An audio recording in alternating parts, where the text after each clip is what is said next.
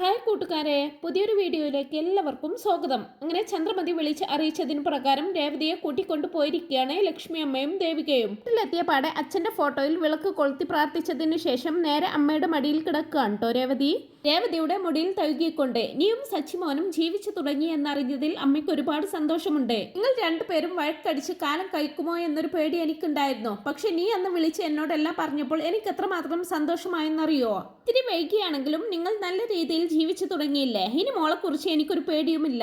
എനിക്കിപ്പോ ചെറിയൊരു വിഷമം. നിങ്ങൾ രണ്ടുപേരും ജീവിച്ചു തുടങ്ങിയപ്പോൾ തന്നെ ആടി മാസത്തിനൊന്നും പറഞ്ഞ് രണ്ടുപേരെയും പിരിക്കേണ്ടി വന്നല്ലോ. ഇല്ലെങ്കിൽ ഇപ്പൊ അടുത്തായിട്ട് തന്നെ നല്ലൊരു വിശേഷം കേൾക്കാമായിരുന്നല്ലോ എന്നൊക്കെ പറഞ്ഞ് ലക്ഷ്മി അമ്മ ഇങ്ങനെ സങ്കടപ്പെടുമ്പോ ചേച്ചി ഇപ്പോ വീട്ടിലേക്ക് വന്നത് നല്ല വിശേഷമല്ലേ എന്ന് ചോദിക്കുന്നുണ്ട് ദേവിക.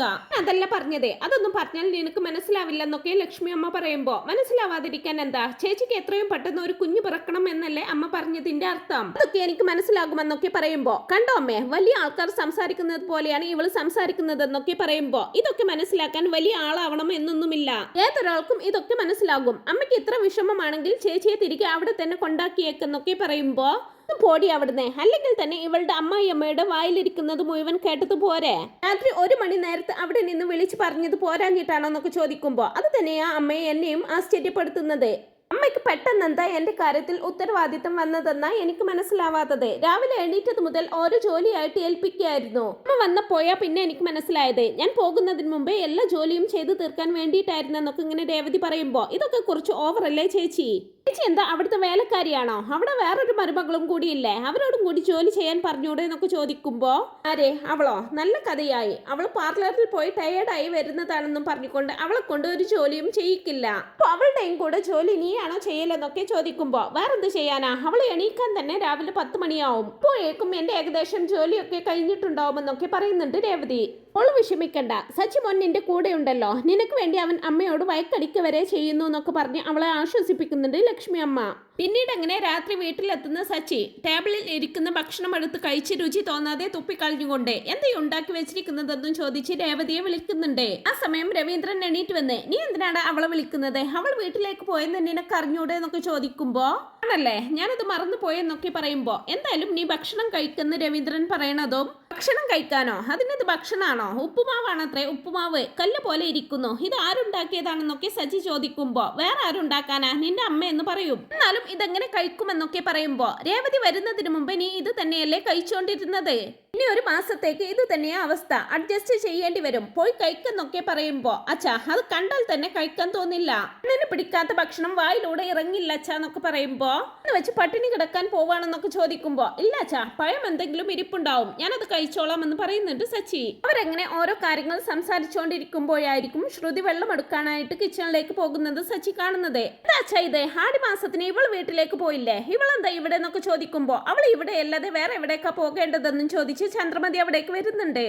അച്ഛനല്ലേ പറഞ്ഞത് ആടി മാസത്തിൽ ഒരുമിച്ച് കഴിഞ്ഞ് കുഞ്ഞു പിറന്നാൽ അത് നല്ലതിനാവില്ലെന്ന്, ഇത് പറഞ്ഞല്ലേ രേവതിയെ ഇവിടെ നിന്ന് പറഞ്ഞു വിട്ടത്, പിന്നെന്തിനാ ഇവളെ ഇവിടെ നിർത്തിയിരിക്കുന്നത്, ഇവൾ ഇവളുടെ വീട്ടിൽ പോട്ടെ എന്നൊക്കെ ഇങ്ങനെ സച്ചി പറയുമ്പോ അവളുടെ അച്ഛൻ മലേഷ്യയിലല്ലേ, അവിടേക്ക് എങ്ങനെ പെട്ടെന്ന് പോവാൻ പറ്റുമോ എന്ന് ചോദിക്കുന്നുണ്ട് സുധി. ഇവിടേക്ക് വരുന്നതിന് മുമ്പ് ഇവൾ മറ്റൊരു വീട്ടിലല്ലേ താമസിച്ചിരുന്നത്, അവിടേക്ക് പോയിക്കൂടെ എന്നൊക്കെ ചോദിക്കുമ്പോ എന്തിനാ ഇപ്പൊ ഇവളുടെ കാര്യം അന്വേഷിക്കുന്നതെന്ന് ചോദിക്കുകയാണ് ചന്ദ്രമതി.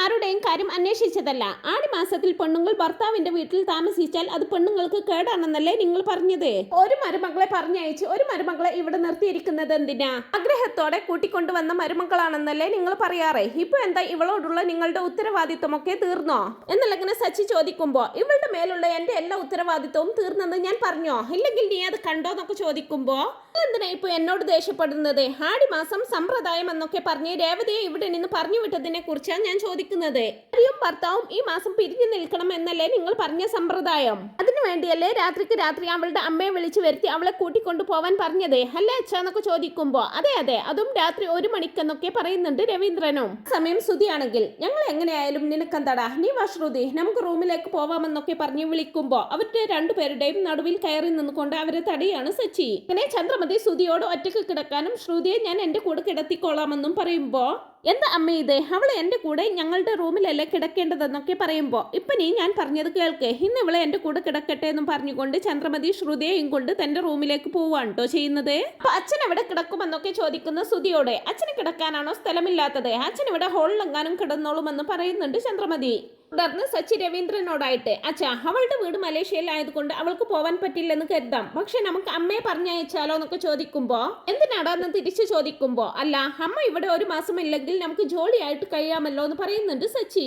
ഉറങ്ങുന്ന നേരത്ത് ഓരോന്ന് പറഞ്ഞിരിക്കാതെ പോയി വല്ലതും കഴിച്ചിട്ട് കിടന്നുറങ്ങാൻ നോക്കെന്നും പറഞ്ഞുകൊണ്ട് സച്ചിയെ പറഞ്ഞേക്കാം കേട്ടോ രവീന്ദ്രൻ. സമയം റൂമിലേക്ക് പോകാതെ അവിടെ തന്നെ ഇങ്ങനെ പതുങ്ങി കളിക്കുന്ന സുധിയോട്, നീ എന്താടാ നോക്കി നിൽക്കുന്നത്, പോയി റൂമിലേക്ക് പോന്നും പറഞ്ഞുകൊണ്ട് അവനെ റൂമിലേക്ക് ആട്ടി വിടുന്നുണ്ട് കേട്ടോ സച്ചി. പിന്നീട് അങ്ങനെ രാത്രി കിടക്കാൻ നേരം ഫോണിൽ ഇങ്ങനെ ഗെയിം കളിച്ചോണ്ടിരിക്കുകയാണ് സച്ചി. കുറച്ചു നേരം ഗെയിം കളിച്ചോണ്ടിരിക്കുമ്പോഴേക്കും രേവതിയെ ഒത്തിരി മിസ് ചെയ്യുന്നുണ്ട് കേട്ടോ സച്ചിക്ക്. രേവതി കിടക്കുന്നിടത്തേക്ക് കുറെ നേരം നോക്കി നിന്നതിനു ശേഷം ലൈറ്റ് ഓഫ് ചെയ്ത് സച്ചി കിടക്കുന്നുണ്ടെങ്കിലും സച്ചിക്ക് ഉറങ്ങാനേ സാധിക്കുന്നില്ല. രേവതിയെ കുറിച്ചുള്ള ഓർമ്മകളും അവളോടൊപ്പമുള്ള നിമിഷങ്ങളും ഒക്കെ ആയിരിക്കും സച്ചിയുടെ മനസ്സിലൂടെ മിന്നിമായുന്നത്. രേവതിയും താനും തലയിണ കൊണ്ട് ഫൈറ്റ് അടിച്ചതും ഒരുമിച്ച് കെട്ടിപ്പിടിച്ച് കിടന്നതെല്ലാം ഒരു ചിരിയോടെ ഓർത്തെടുക്കുകയാണ് കേട്ടോ സച്ചി. കിടന്നിട്ടും ഉറക്കം വരാതെ കിടന്നുകൊണ്ടും ഇരുന്നു കൊണ്ടൊക്കെ ഇരിക്കുകയായിരിക്കും സച്ചി. രേവതി അടുത്തില്ലാതെ തനിക്ക് റൂമിൽ കഴിയാനാവില്ലെന്ന് മനസ്സിലാവുന്ന സച്ചി പായയും തലയിണയും അടുത്ത് നേരെ ടെറസിലേക്ക് പോകുന്നുണ്ട്. സച്ചി അവിടേക്ക് ചെല്ലുന്ന സമയത്ത് പായയും തലയിണയുമായിട്ട് ശ്രീകാന്തും അവിടെ ഉണ്ടാകും. സച്ചി, നീ ഇവിടെയാണോ കിടക്കുന്നതെന്നൊക്കെ ചോദിക്കുമ്പോ, അതെടാ, റൂമിൽ കിടന്നിട്ട് ഉറങ്ങാനേ സാധിക്കുന്നില്ല. കിച്ചണിൽ പോയി നോക്കിയോ, ഒരു ഉപ്പുമാവ് ഉണ്ടാക്കി വെച്ചിരിക്കുന്നു, കഴിക്കാനേ തോന്നുന്നില്ലെന്നൊക്കെ സച്ചി പറയുമ്പോ, ഞാൻ നോക്കിയിട്ടില്ലെന്നും ഞാൻ റെസ്റ്റോറന്റിൽ നിന്ന് കഴിച്ചിട്ടാ വരുന്നതെന്നും പറയുകയാണ് ശ്രീകാന്ത്. ശരി, അതല്ല, നീ എന്താ ഇവിടെ വന്നിരിക്കുന്നത്, ഫോൺ വിളിക്കാനാണോ, താഴെ റേഞ്ച് കിട്ടുന്നില്ലേ എന്നൊക്കെ ചോദിക്കുമ്പോ, ഫോൺ വിളിക്കാനൊന്നുമല്ല, വെറുതെ ഉറക്കം വരാതെ ഇരുന്നപ്പോൾ ഇവിടെ വന്നിരിക്കാൻ തോന്നി. അതല്ല, നീ എന്തിനാ ഇങ്ങോട്ട് വന്നതെന്നൊക്കെ ശ്രീകാന്ത് വീണ്ടും ചോദിക്കുമ്പോ, അതല്ലേടാ ഞാൻ പറഞ്ഞത്, താഴെ കിടന്നിട്ട് ഉറക്കമേ വരുന്നില്ല, എന്താണെന്നറിയില്ല, എപ്പോഴും ഞാൻ കിടന്ന പാടെ ഉറങ്ങുന്നതാണ്, ഇന്ന് എത്ര ശ്രമിച്ചിട്ടും എന്നെ കൊണ്ട് ഉറങ്ങാൻ സാധിക്കുന്നില്ലെന്നൊക്കെ പറയുമ്പോ, അതിന്റെ കാരണം എന്താണെന്ന് ഞാൻ പറഞ്ഞു തരാം. ഏട്ടത്തി കൂടെ ഇല്ലാത്തത് കൊണ്ടാണ്, തനിച്ചായതുപോലെ ഏട്ടൻ തോന്നിയിട്ടാണ് ഉറക്കം വരാത്തതെന്നൊക്കെ ശ്രീകാന്ത് പറയുമ്പോ ചിക്കും അത് ശരിയാണെന്ന് തോന്നുന്നുണ്ട് കേട്ടോ. നീ പറഞ്ഞത് ശരിയാ, അവൾ കൂടെ ഉണ്ടെങ്കിൽ സമയം പോകുന്നതേ അറിയില്ല. അടക്കാതെ സംസാരിച്ചോണ്ടേയിരിക്കും. അവളുമായിട്ട് വഴക്ക് കൂടുന്നതും ഒരു രസമായിരുന്നു. ഇപ്പൊ വഴക്കടിക്കാനും ആളില്ലാതെ ശൂന്യമായതുപോലെ എനിക്ക് എന്തോ ഒരു ഇത് എന്നൊക്കെ പറയുമ്പോ, നിനക്കെന്താ തോന്നുന്നത് ഇപ്പോന്ന് ചോദിക്കുന്നുണ്ട് ശ്രീകാന്ത്. എന്നറിയില്ലടാ, വല്ലാത്തൊരു ഫീലിംഗ്, മൊത്തത്തിൽ ഒരു തനിച്ചായി പോയതുപോലെ, എന്താണെന്ന് പറഞ്ഞു തരാൻ പോലും എനിക്കറിയില്ല. പക്ഷെ വല്ലാത്തൊരു വിഷമം. ഇത്ര നാളും അവൾ എന്റെ കൂടെ ഉള്ളതാണ് എന്റെ പ്രശ്നമെന്നാണ് ഞാൻ കരുതിയിരുന്നത്. പക്ഷെ അങ്ങനെയല്ലെന്ന് എനിക്ക് ഇപ്പൊ മനസ്സിലാവുന്നുണ്ട്. അവൾ കൂടെ ഇല്ലാതെ ഇനി എനിക്ക് പറ്റുമെന്ന് തോന്നുന്നില്ലടാ എന്നൊക്കെ ഇങ്ങനെ സച്ചി പറയുന്നത് കേൾക്കുമ്പോ ഒത്തിരി സന്തോഷമാകുന്നുണ്ട് കേട്ടോ ശ്രീകാന്തിന്.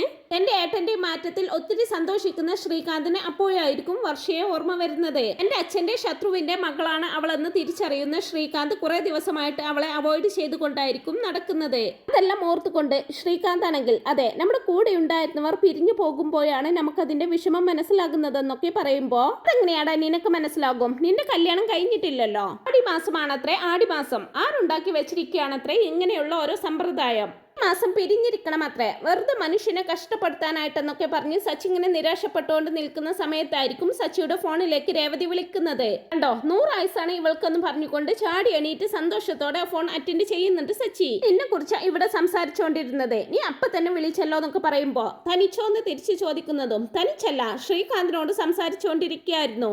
അതൊക്കെ പോട്ടെ, നീ ഇപ്പൊ എന്തെടുക്കാണെന്നൊക്കെ ചോദിക്കുമ്പോ, ഞാൻ ഭക്ഷണം കഴിച്ച് കിടക്കാൻ ഒരുങ്ങാണെന്ന് പറയണതും, എന്താ കഴിച്ചെന്ന് ചോദിക്കുന്നുണ്ട്. ചേട്ടൻ എന്താ കഴിച്ചെന്ന് ചോദിക്കുമ്പോ, ഇവിടെ എന്താ കഴിക്കാൻ, ഒരു കരിഞ്ഞ ഉപ്പുമാവ് ഉണ്ടാക്കി വെച്ചിരിക്കുന്നു, അത് എങ്ങനെയാ ഒരു മനുഷ്യൻ കഴിക്കുന്നത്, 2 പയം തിന്ന് വെള്ളം കുടിച്ച് ഇവിടെ ടെറസിൽ വന്നിരിക്കുകയാണെന്നൊക്കെ പറയുമ്പോ, ടെറസിലോ എന്തിനാന്ന് ചോദിക്കും. ടെറസിൽ എന്തിനാ, വെയിൽ കൊള്ളാനെന്നൊക്കെ സച്ചി കളിയായി പറയുമ്പോ, രാത്രിയിൽ എങ്ങനെ വെയിലുണ്ടാവുക എന്ന് ചോദിക്കുന്നുണ്ട്. ഉറക്കം വരാഞ്ഞിട്ട് ഇവിടെ വന്നിരുന്നതാടി എന്നൊക്കെ പറയുമ്പോ, മഴ വരുന്നുണ്ടെന്ന് രേവതി പറയണതും, മഴയൊന്നും വരാൻ സാധ്യതയില്ല, ആകാശമൊക്കെ നല്ല തെളിഞ്ഞാണ് നിൽക്കുന്നത്, ചന്ദ്രനൊക്കെ നല്ല തെളിയോടെ കാണുന്നുണ്ടെന്നൊക്കെ സച്ചി പറയുമ്പോ, ഉണ്ടോ, എങ്കിൽ ഞാനും പോയി നോക്കട്ടെ എന്ന് പറഞ്ഞുകൊണ്ട് രേവതിയും നേരെ ടെറസിലേക്ക് പോകുന്നുണ്ട്. ടെറസിലെത്തിയതിനു ശേഷം രേവതിയും ചന്ദ്രനെ കണ്ടെന്ന് സച്ചിയോട് വിളിച്ചു പറയുമ്പോ, ഞാൻ ഇവിടെ നിന്നും നീ അവിടെ നിന്നും കാണുന്നു, നമ്മൾ രണ്ടും കാണുന്നത് ഒരേ ചന്ദ്രനെ. ഇതിനെയാണ് രേവതി മനപ്പൊരുത്തം എന്ന് പറയുന്നത്. എനിക്ക് നിന്നെ ഒരുപാട് മിസ് ചെയ്യുന്നു രേവതി എന്നൊക്കെ പറഞ്ഞ് പല പല കാര്യങ്ങളും അവർ സംസാരിച്ചുകൊണ്ടിരിക്കുകയാണ് കേട്ടോ. രാത്രിയില് കാണാൻ ആവുന്നില്ലെങ്കിലും സംസാരിച്ചിട്ടും മതി വരാതെ വെളുക്കുവോളം ഫോൺ വിളിച്ചുകൊണ്ടിരിക്കുകയായിരിക്കും സച്ചിയും രേവതിയും.